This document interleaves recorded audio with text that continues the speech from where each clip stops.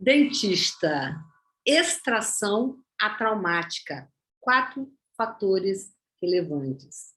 Olá, pessoal, sejam bem-vindos e bem-vindas ao programa Dicas da professora Sandra Fabiano. É um programa para dentistas, onde discutimos estratégias para dominar a preservação do rebordo alveolar pós-extrações e ganhar em dobro por hora clínica. Eu sou a professora Sandra Fabiano e o tema de hoje é extração atraumática, 4 fatores relevantes, e eu vou te provar que vocês podem aprender online. Deixa eu compartilhar essa tela aqui enquanto eu vou falando. Então, eu sou professora há 2 décadas, e já formei muitos alunos, já tive muitos cursos de especialização e tudo mais. E confesso a vocês que eu nunca pensei assim em fazer um trabalho online, trabalhar online. Minha visão era diferente da aula online. De vez em quando eu dava uma conferência, principalmente para fora do país, online, ou para fora do estado. A gente dava, mas trabalhar online, eu acho que é um paradigma novo, né? Essa pandemia nos fez mudar. Então, né, aqui é bonitinho o pet, né? Todo mundo trabalhando em casa, foi uma mudança de paradigma. E não só comigo, com vocês também. Todo mundo ficou íntimo do Zoom, de todas as plataformas, cursos na Hotmart, webinar, aula online, porque teve um período que quem estava com aula teórica ficou só online, muitas faculdades ficaram muito tempo com aula online. Eu dei aula online também, eu fiz muitos trabalhos online. Então, a minha visão mudou radicalmente com a pandemia. A gente aprendeu a entender esse universo online, aula remota, né? A web tomou conta da nossa vida. Isso veio para ficar, eu tenho certeza disso. Muitas empresas, né, que mostram a pessoa trabalhando com um petzinho aqui, mudaram de presencial para digital e perceberam que o trabalho não ficou prejudicado, muito pelo contrário, reduziu custos, trouxe benefícios para os colaboradores e para as empresas também. Então, foi positivo, tanto que agora, voltando, estão fazendo um trabalho híbrido, né? Esse artigo eu acho muito interessante, porque ele é de 2021,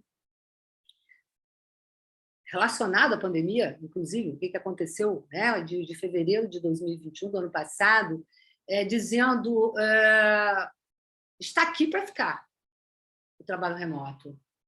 Ele veio, ele vai ficar, e eu acho que a gente se adaptou, né? Eu acho que muita gente não sabia nem mexer remotamente em algumas coisas. Sabia mexer um WhatsApp, um vídeo lá no YouTube para ver, ou o Instagram, né? Mas até o Instagram, YouTube, até o Facebook, cresceu muito.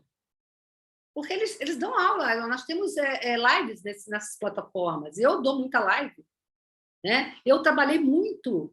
Agora, esse ano, principalmente, se vocês olharem todas as minhas mídias, eu tenho muito trabalho. Muita live, muito vídeo, muita aula, muito webinar.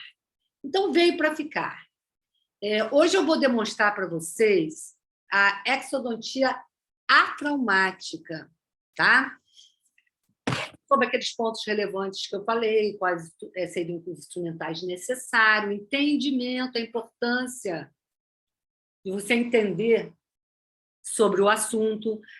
Eu digo que a extração atraumática, mesmo a preservação do rebordo alveolar pós-extrações, não é só a extração atraumática, ela é a extração atraumática, você tem entendimento dos benefícios que te traz e entendimento sobre biomateriais, membranas, PRF, ou seja, ou biomaterial PRF, mas hoje o nosso assunto vai ser sobre extração atraumática.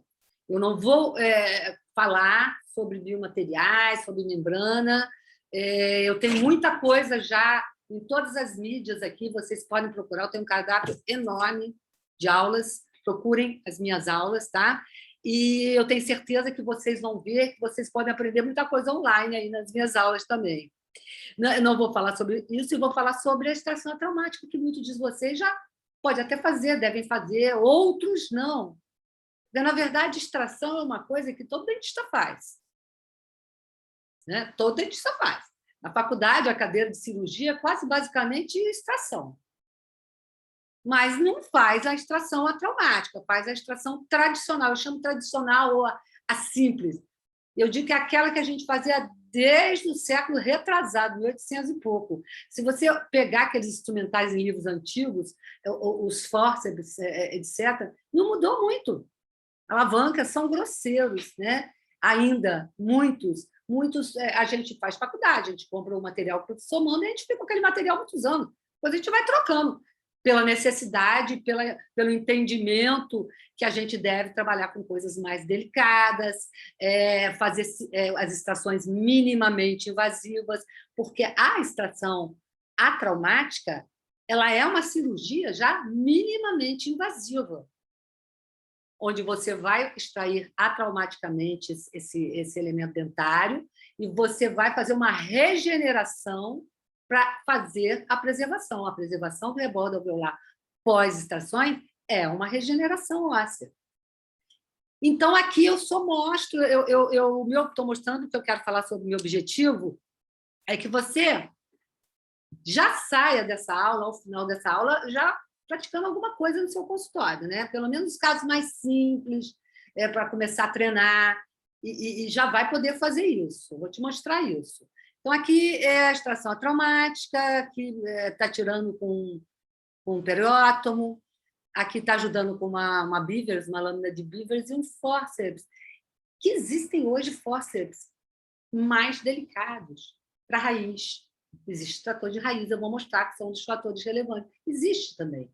Eu acho que a gente tem que procurar beneficiar o nosso paciente e facilitar a nossa vida, né? De uma maneira, extrair o dente de uma maneira traumática vai te dar muito menos dor de cabeça. Você extrair e preservar esse alvéolo com uma regeneração vai te dar muito menos dor de cabeça e o paciente vai te agradecer muito, né? Então, aprender online, voltando aqui, é uma oportunidade que até pouco tempo atrás era quase que impensável, né?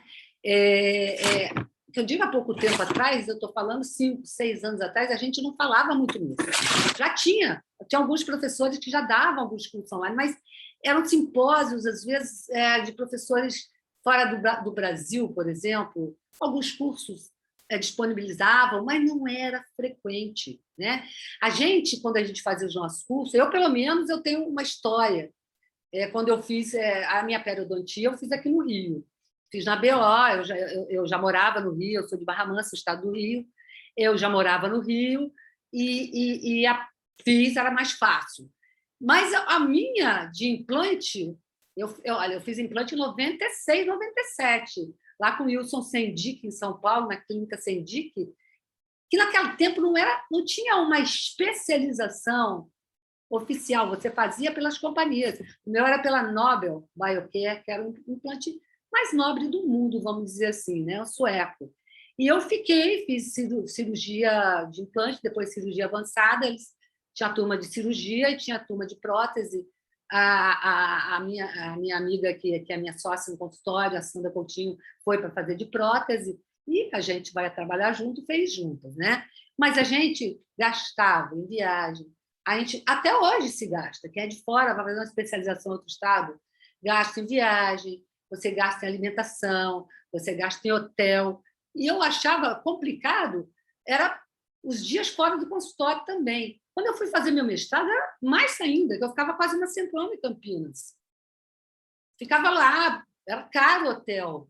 Largava o consultório, né, e tinha que ficar lá. Acho, sim, claro, pessoal, é importante a gente encontrar com os colegas o presencial, é importante também, por exemplo, congresso. Agora você vê que o CIOSP foi adiado. Eu já estava me preparando para ir para o CIOSP, como quase todo mundo, que é a maior feira de produtos odontológicos da América Latina, quiçá das Américas, né? A gente quer encontrar com um colega, quer encontrar com um professor, quer ir naquela feira comercial, na verdade.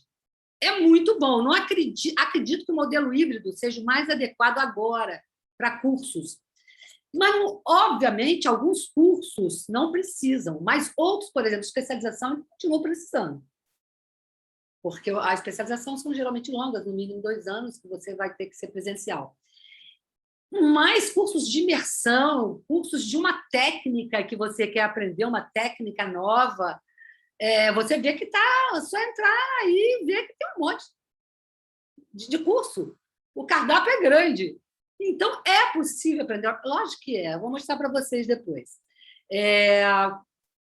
Quantas vezes, uma coisa que eu anotei para falar, fomos assistir cursos presenciais, principalmente de imersão, onde eu na parte cirúrgica, o professor fazia a cirurgia numa sala separada, alguns alunos entravam, até na própria faculdade que eu fiz mestrado, alguns alunos entravam e ia revezando, e você ia ver, ficava todo mundo em cima do outro, e você não tinha nenhuma oportunidade de esclarecer dúvidas, né? Então, é complicado, por isso que também você ter uma comunidade é uma coisa muito importante, que você possa esclarecer dúvidas. Geralmente, a gente vai oferecer curso online, quase todos os cursos online oferecem. É importante, você tem um caso específico que você quer discutir com o seu professor numa mentoria. Você vai mandar o caso, você vai entrar no grupo de WhatsApp. Agora sim que a gente está fazendo, quer dizer, para ficar uma coisa dinâmica, para fazer valer a pena o aluno não se deslocar. Ele pode ser orientado à distância. Isso que eu acho super, hiper importante. Então, afirmações, gente, do tipo aprender online é uma oportunidade. Não acredito ser possível aprender odontologia online.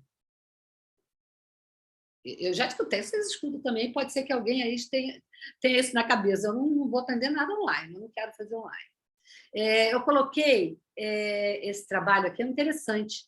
Ele é um trabalho da revista do Journal of Dental Science, foi publicado na época da pandemia, que tem tudo a ver, né, sobre a efetividade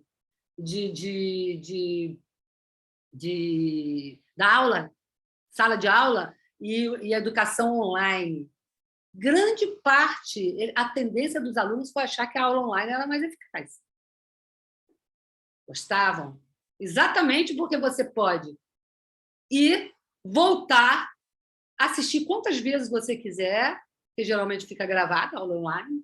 Curso online, com certeza, fica gravado. E, geralmente, os professores disponibilizam a aula online também gravada, mas curso online fica. Então, você dá o replay lá, você volta, e se é uma técnica, você olha 20 vezes. Se você quiser treinar, você pode treinar, a gente vai falar sobre isso, e você vai aprendendo. Tem dúvida? As comunidades formadas respondem, um ajuda o outro, um colega ajuda o outro, e deve ajudar. A ideia é essa de comunidade. Os grupos de WhatsApp você conversa, você pode postar também. Então, tem muita vantagem nesse modelo, principalmente para esses cursos de imersão, onde a gente vai aprender uma técnica, né?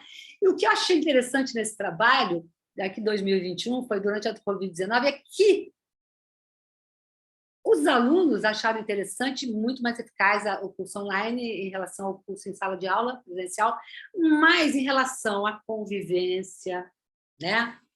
E também a prova interessante, que eles acham que é mais justo uma prova presencial. Então, há de se concordar que o trabalho online, esse trabalho foi feito por meio de questionário, e é um trabalho recente, porque acho que muitas plataformas, muitas revistas estão avaliando isso hoje. Você vê que as faculdades hoje estão oferecendo muito curso online também, principalmente na área de odontologia. Eu acho que a coisa começou agora, mais recente, mas em outras áreas que não requer técnica, que você tem que fazer hands-on, nem nada disso, ou atender presencialmente paciente, né? Eu acho que ela já estava vindo. E agora é um fato, veio para ficar, né? Outra afirmação, eu prefiro o curso presencial.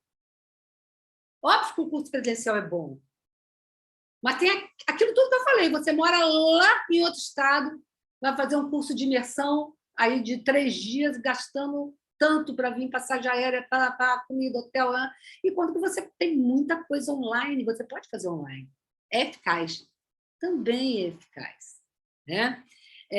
A medicina, alguns cursos podem ser mais difíceis online. Por enquanto, atender pacientes não é possível, não é verdade?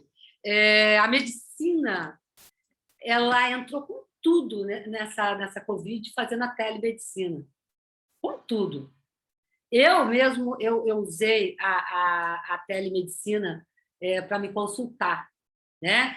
E também o médico já usa robótica. Você vê que, parece na Guerra do Iraque, se operava lá dos Estados Unidos, do hospital, você operava soldado lá no Iraque. Então, é possível. É possível. Vamos ver no futuro, né? A odontologia depende muito da nossa mão, mas eu não sei como é que vai ser isso no futuro. Eu acho que muita coisa vai acontecer aí, mas o que eu afirmo para vocês que vocês aprendem, sim, em curso online.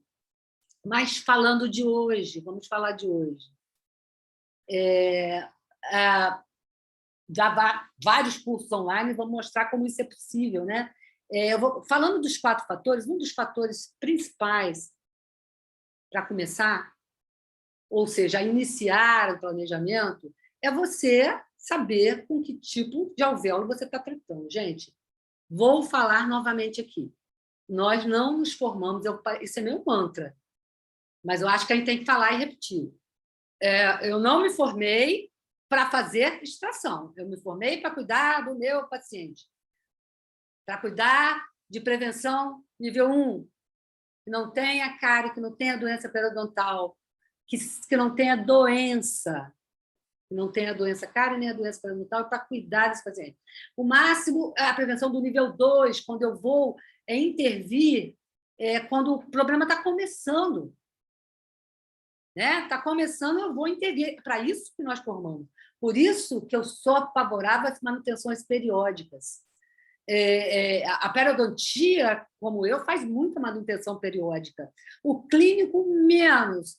Mas uma profilaxia anual, a manutenção periódica em alguns pacientes tem que ser, às vezes, ao ano, né? Pacientes com uma doença periodontal agressiva, por exemplo, para você controlar esse paciente, para você ensinar, porque as coisas mudam, tem técnicas novas, tem tudo novo. Então, você tem que estar monitorando. Algumas não, alguns pacientes que não têm muito problema, normalmente tudo bem. Você tem que fazer o exame clínico do paciente, esse é o ponto número 1. E você tem que pedir uma tomografia, porque, olha só, aqui tem uma imagem panorâmica da tomografia, nesse dente. Você vê que é uma panorâmica. Uma panorâmica aqui ia falar o quê? Ele está com uma lesão de furca, só. Talvez a periapical dá mais ideia, principalmente sobre doença periodontal. Dá mais subsídios para a gente fazer um diagnóstico melhor. A panorâmica, que muito dentista adora pedir uma panorâmica. Só a panorâmica. Óbvio, pede a panorâmica, pede a periapical, mas agora tem que começar a pedir uma tomografia. A tomografia, ela se... vamos dizer assim, ela era muito cara. Ela não se popularizou. Quem tem um exame complexo, o radiologista, para ter um tomógrafo, para ser bem informado, é um custo imenso. Então, mas em todos os cantos do Brasil, desse Brasil enorme que nós temos aqui, agora já tem tomografia, ela está muito mais barata. Quando eu comecei a fazer implante, nos anos 2000, começou a entrar uma tomografia médica, todo mundo pedia uma tomografia médica, tinha que ir em clínicas, hospitais, fazer aquele papel enorme, aquela película enorme, dificílimo, você não tinha sido treinado para poder navegar ali, porque não tinha nem software para você, para dentista, você aprendia porque você sabia anatomia. Né? Depois vieram outras tomografias borradésimas, mas ajudou demais, em torno de 2004, 2003, até que veio a Conibim mais tarde. e resolveu o problema. E hoje tem muito centro radiológico de tomografias de alta resolução. Essa aqui é uma tomografia de alta resolução, todas as duas. Você dá para perceber. Você pede a tomografia, vem vários cortes. Quando você vai nos cortezinhos aqui, ó, você percebe, o radiologista falou, fratura. Fratura. Que muitas vezes é artefato em alguns dentes. O radiologista ele tem que ser bom, né? E o dentista vai treinando também, mas a conversa com o radiologista é importante, super importante, porque tem artefato que parece que é fratura, né? Que é fratura. Olha esse outro caso aqui, ó. Esse outro caso, esse aqui eu não fiz ainda, esse aqui eu vou fazer ainda. Eu sou até da família. Aqui eu já fiz. Você olha, a princípio, o radiologista é muito coerente, ele mostra que tem tábua óssea vestibular, porque hoje a gente consegue ver a tábua palatina e a tábua óssea vestibular, um canino. E aqui eu consigo ver com a minha experiência que tem uma tábua óssea muito fininha, mas poderia ser uma fenestração. Você só vai saber na hora que você extrair. Mas, pela experiência, conversa com o radiologista é um caso muito sensitivo, porque o grande problema é um granuloma. Eu não coloquei aqui, saiu grudado na raiz, um granuloma enorme, ele vem inteiro. E você tem que saber, para você saber o tipo de alvéolo, que a gente vai falar em seguida, tá preparado para comprar seus insumos, para poder fazer a sua preservação do rebordo com uma extração minimamente invasiva, para depois gastar seus insumos numa regeneração. Você, aqui, fazendo, parece difícil e é difícil por um motivo. Olha a parede vestibular, como é fina.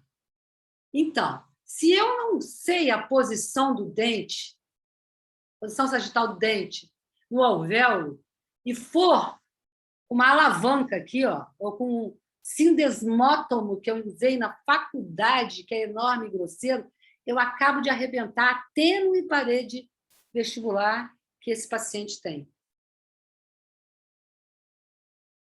Aí, a preservação se torna complicada, vai ser, pode fazer, mas já é uma coisa mais complicada. Você arrebenta a parede vestibular toda. Se você não tiver o cuidado de fazer uma cirurgia traumática minimamente invasiva, você inviabiliza tudo. Você tem que aprender, e não é difícil, gente. Basta ter os instrumentais adequados. Nós, dentistas, temos que ter a paciência do monge. Não esqueçam do nosso juramento, hein? Lembra? Paciência. Quem for muito apressado, quer tirar correndo, meter logo um fósseis, uma alavancona, você vai destruir a tela em parede. A parede é fininha, gente. Isso é o primeiro ponto que eu queria mostrar para vocês. Olha só. Isso aqui é um trabalho da Viviane Chapuis, Maurício Araújo, do Periodontology de 2000, uma revista muito importante, de 2017. Vocês procurem nas minhas mídias, em todas, no Instagram, Facebook, YouTube, que eu tenho uma live, aliás, um vídeo que eu faço só sobre esse artigo. E depois eu falo muitos pedacinhos, eu fui publicando os mais importantes falando sobre o artigo. Acho que vale a pena, porque ela fala sobre a relevância, né, da perda dimensional do tecido mole, as alterações que acontecem pós-extração, que seria, né, a nossa a justificativa, a racionalidade. A gente tem que ser racional aqui. Poxa, se tem perda óssea após a extração, se eu não fizer nada, eu vou beneficiar meu paciente, óbvio. Eu aprendendo, vou ver como é simples, que é fácil, é previsível. É muito importante ser previsível. Você vai ter facilidade se você souber fazer. E você vai convencer seu paciente de fazer se você acreditar. Aí você vai ter confiança que você vai fazer direito, você oferece e acredita. E, olha, pode ter certeza, você vai ter uma lucratividade. Você ganha em dobro por hora clínica. Eu tenho outros vídeos aqui, aliás, tem 2 espetaculares, um que eu falo com a com a doutora Renata Torres, outro que eu falo sozinha, comparando a extração simples em ganho com a extração com preservação do rebordo alveolar. Procura nas minhas mídias. Eu acho que eu tenho um cardápio tão grande de lives e de 2 meses ou 3 meses, eu tenho muita coisa que assim, vocês podem aprender. Vai devagarinho, vai olhando um por um, que vale a pena. Vale a pena. Pega sábado e domingo agora e dá uma olhada. Então, voltando a Chapuis aqui. A autora, Diane Chapuis. Imediatamente após a estação, a tomografia, um trabalho com tomografia, na parede vestibular, finésima, lembra que eu falei? 8 semanas depois, olha, ela já teve uma perda horizontal e vertical. Que a literatura diz isso também. Que aqui são 2 meses, mas em 3 meses, o trabalho que se fala mais é do Schropp, ele relata que você perde 2/3 da sua espessura. Em um ano, 50%, gente, metade da espessura do seu rebordo alveolar. Porque o rebordo alveolar tem uma perda fisiológica, é normal ter. Mas se você minimizar isso com a preservação do rebordo alveolar pós-extrações, você quase não vai ter perda. Se você for fazer um trabalho protético, principalmente em áreas anteriores, você vai colocar um ponte onde você vai preservar a papila. Você vai condicionar ali e preservar a papila. Se você for instalar um implante, tem muito clínico geral que instala implante também. Especialista, óbvio, mas clínico geral também, que faz curso de atualização, né? Eu já tive aqui um podcast com 2 alunas, a doutora Maria Cesarina Leite, a doutora Débora de Carvalho, elas já implantodontista antes de fazer o curso de especialização comigo, na São Leopoldo Mandique. E elas, no podcast, elas falaram que elas não faziam isso. E ficavam muito incomodadas. E que viram todos os benefícios que o nosso curso pauta em preservação e regeneração. Né? E, olha só, e depois de um ano você começa a ter mais drástico, você começa a perder em altura. Aí você fala assim, e daí que se o paciente voltar para você depois de uns anos, está inviabilizado uma ponte fixa em áreas estéticas, principalmente, aqueles pacientes que têm perda total dos molares, às vezes do segundo pré também, já tem aquela curva posterior, já perdeu tanto osso que complica na hora de você pôr um implante, você teria que fazer uma cirurgia avançadésima, uma cirurgia já mais complexa, que o especialista faz, mas o clínico não faz. Então, se você for clínico geral, você perde o paciente ou vai ficar aborrecido com você. Você não vai fazer, quem vai fazer é o especialista. Então, é drástica a perda. Um rebordo, ela colocou 2 tipos de rebordo. Olha que rebordo espesso. Esse rebordo deve ter uns 2,5 milímetros, mais de 2 milímetros, né? Mas também vamos respaldar na literatura. A literatura diz que a maioria, que isso foi um trabalho feito em áreas estéticas para mostrar essa perda dimensional, como fica drástica para o paciente, se ele quiser depois voltar para repor o dente, ou por ponte fixa, por implante. A maioria mede menos de 1 milímetro, tá? Mais para esse caso aqui. E que, dentro desses 50%, dessa maioria de 1 milímetro, a maioria, 50%, mede 0,5. Então, um caso como esse é raríssimo. Você vê que perde menos, depois de 8 semanas, ó, que perdeu tudo. Mas, ainda assim, já perdeu, olha só, é quase igual isso aqui, praticamente. Perdeu em espessura e perdeu em altura, minha gente. Já começou a perder em altura.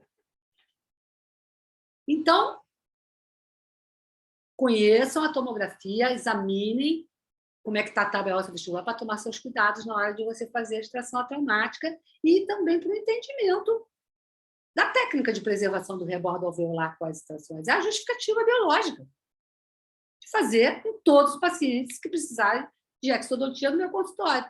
Eu não fui formada para fazer exo, nem você. A gente sabe muito bem isso, mas pode ter falhado a prevenção primária, a prevenção secundária, e agora, sob certas circunstâncias, um dente totalmente fissurado na raiz, ou um dente que já está mole na boca, já está caindo que se você for moldar, vai sair na moldeira. Sob certas circunstâncias, eu vou ter que fazer a exodontia, então vamos fazer do jeito certo. Tem jeito certo e o jeito errado. E o jeito certo é nessa automática para começar. Né? E a consequência da não preservação. Eu tenho que falar para o meu paciente, quando eu for conversar com ele. Né? Você vê esse paciente aqui, ó, notoriamente, esse corte aqui, olha só. Rebordo enorme aqui, normal. Provavelmente foi uma extração muito difícil, pode até ter sido, mas eu acredito que pode ter sido também uma extração tradicional. Fez pronto, pelo fórceps e fez. E se você perde tecido duro, que é o tecido ósseo, você perde tecido mole também. Eu sempre falo, né? Como é que é? A gengiva, né? O periodonto, a gengiva, é tapete de osso. Perder o tecido duro, você também vai perder o tecido mole. Daqui a uns anos vai ter um defeito muito grande assim, ó. Que você vai ter que reconstruir altura, espessura e depois tecido ósseo. Reconstrução de cirurgia bem complexa. Se chama reconstrução do rebordo alveolar. Né? Você vai gastar mais insumos, mais horas de cadeira, o paciente também vai gastar mais. Não é benefício para ninguém se lá na frente eu já começar a trabalhar direito. Não é verdade? E outra, vai ter que fazer reconstrução do tecido mole, porque na hora que eu fizer uma cirurgia aí, que eu puxar, que eu for fechar, a mucosa do palato, ela vem para vestibular. Então, eu vou ter que fazer uma cirurgia para ter gengiva inserida. Porque dente, gente, não é para periodontia, tem que ter gengiva inserida para ter saúde. Aqui é só mucosa. Só mucosa. Não é verdade? Então, segundo ponto, né? Tipo de alvéolo. Isso aqui é um modelo de hands-on. Esse dente sai, mais alguns aqui que eu não lembro qual, esse sai, para aluno treinar, né? Esse aqui para treinar implante, aqui é treinar regeneração, e aqui também é treinar regeneração de alvéolo, que é a preservação do rebordo alveolar pós-extrações. Se o alvéolo, depois da extração, ele tem que estar rígido. O tecido mole tem que estar íntegro.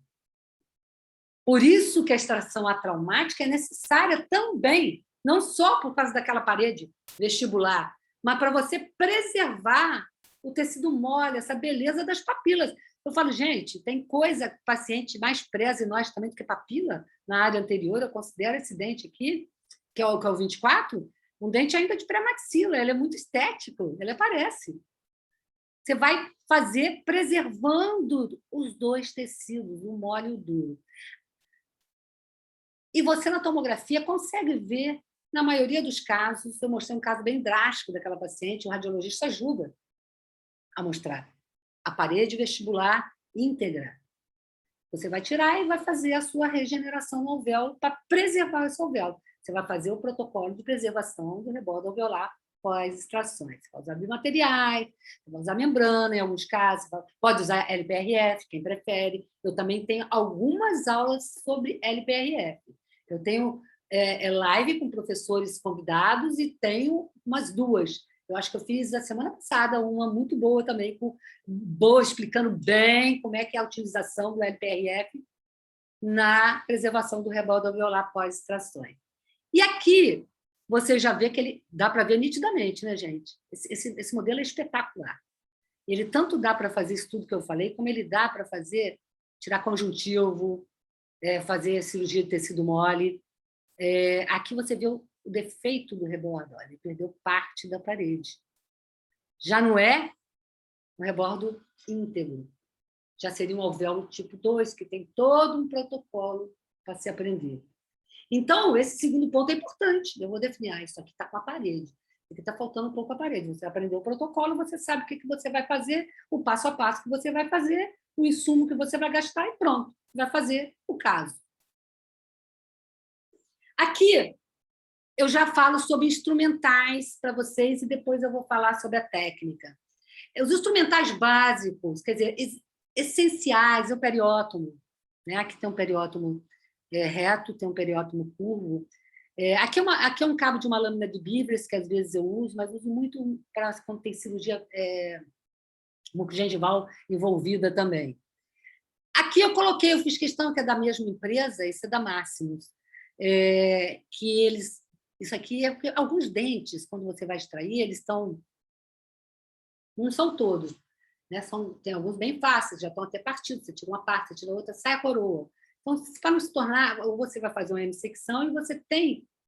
Geralmente, eles são tratados endodonticamente, você tem um saca-raiz aqui, ó. Você vai encaixar e vai te ajudar a tirar. Existem outros dispositivos muito sofisticados, tipo o Bennett, né? Que a WWH, né? O dente também tem, mas são muito sofisticados.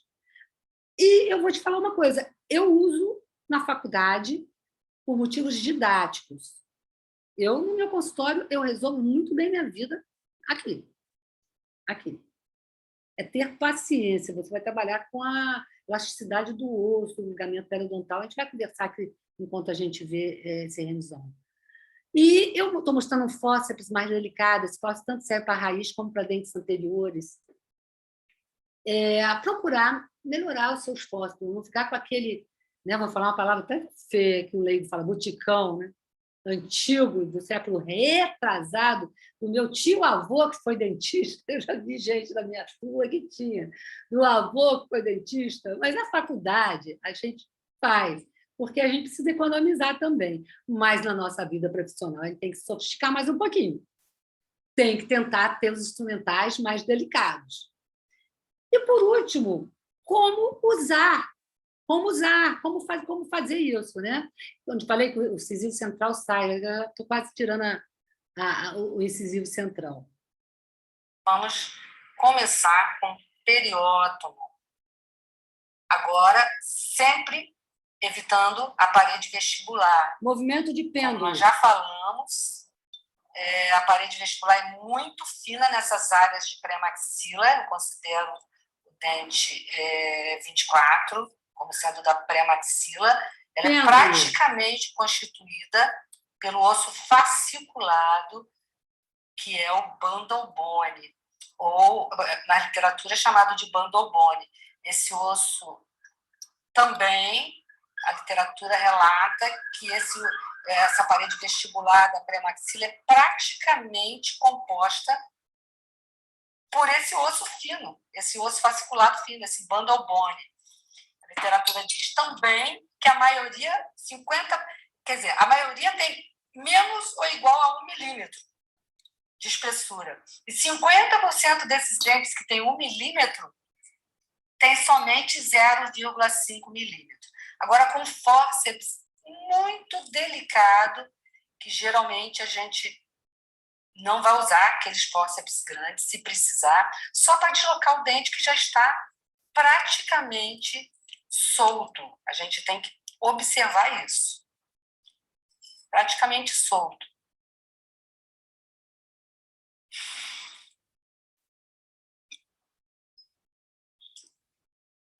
Todo o alvéolo preservado, né, o tecido mole e o tecido duro. Agora a gente vai fazer o procedimento de preservação do rebordo alveolar pós-extração. Vocês entenderam que naquele movimento pendular do periótomo, o que vocês estão fazendo? É sindesmotomia, não deixa de ser. Mas se alguém ainda tem o sindesmótomo da faculdade, sabe que ele é enorme. Ele vai arrebentar aquela parede vestibular em 2 minutos. Aquela parede que eu falei que é fininha aqui. Né? E muitas vezes, né, você, em alguns dentes muito fininhos, você às vezes desloca um pouquinho da papila aqui no meio, não tem problema, que depois você vai suturar. Você está entrando para desinserir as fibras colágenas do ligamento periodontal em movimentos pendulares. Tá? Lembra de um pêndulo de um relógio. Você vai... É uma questão de paciência. Olha a paciência de um monge que nós temos que ter. Paciência. Você, quando vê o dente, ele já está solto. Já está solto, tem que ter paciência.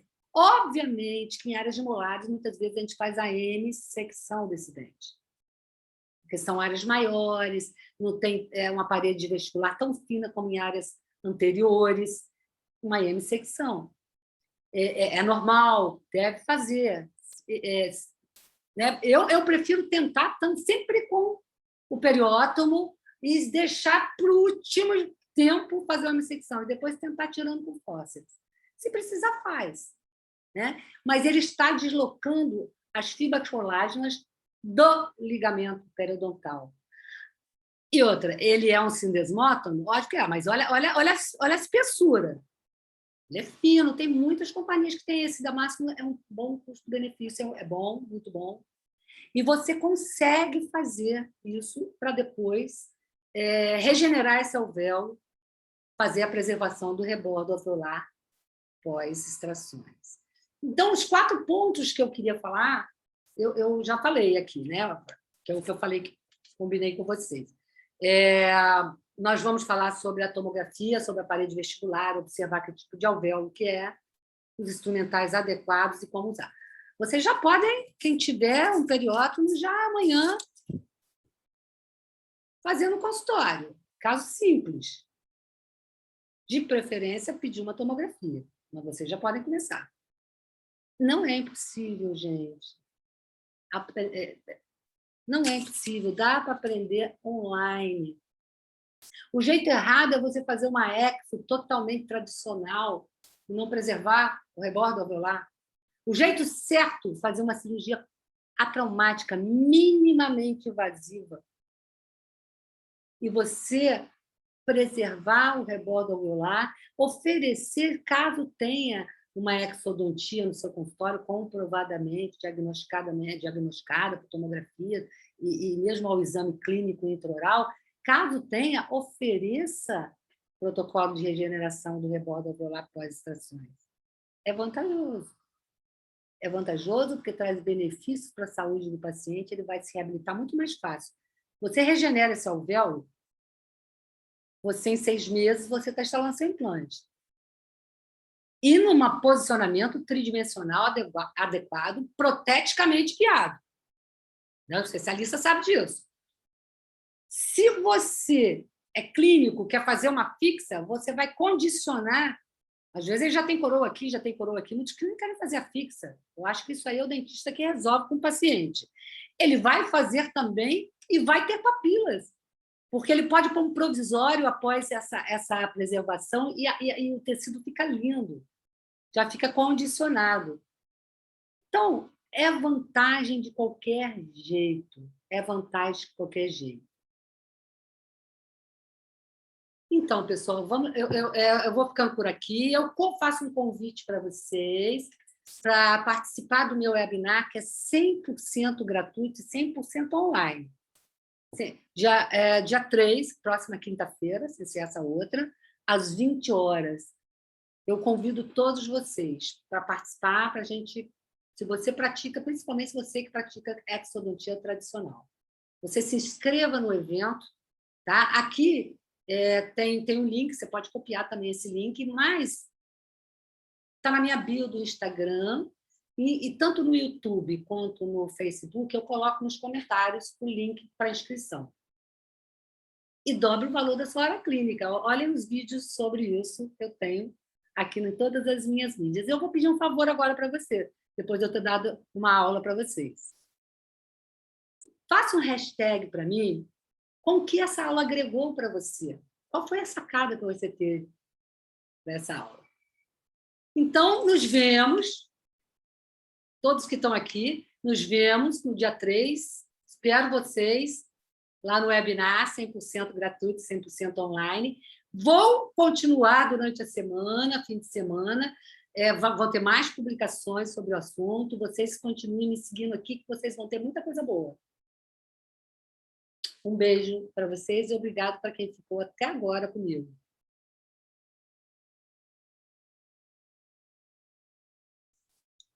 Eu queria parar aqui. Grande abraço, gente. Muito obrigado a vocês que ficaram até agora comigo aqui. Um beijão e até a semana que vem, com certeza. dia 3, né? de fevereiro, e às 20 horas. Mas me acompanhe até lá, que vai ter muita coisa também boa aqui em todas as minhas mídias. Tchau, beijão.